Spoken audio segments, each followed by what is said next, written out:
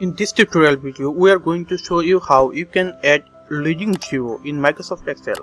Leading zero means adding zero on the left side of numbers. Suppose there is some numbers like 1, 1, 2, 1, 2, 3. We want to add some zero on the left side of these numbers.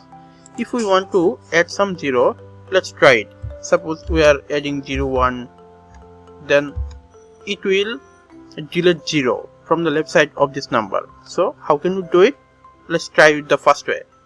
For this, we just selecting these cells, then click the right side of your mouse, then here is format cell. From the category, you will select text, then OK. Now let's try with this. Suppose we want some 0 in front of 1. 0, 0, 1. Now 0, 1, 2. Now 0, 1, 2, 3. Now this is working now. But there is a green signal on the top corner. Here you can see. You just need to ignore the error.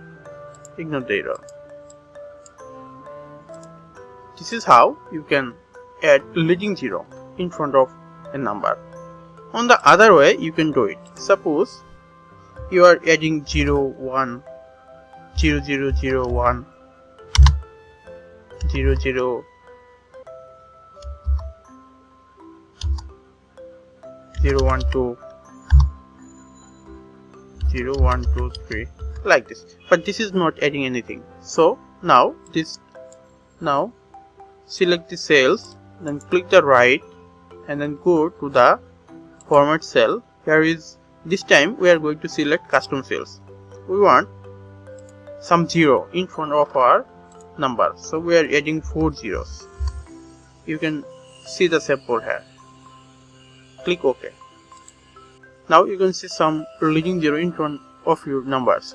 This is the two way you can add leading zero in Microsoft Excel. Thank you for watching the video.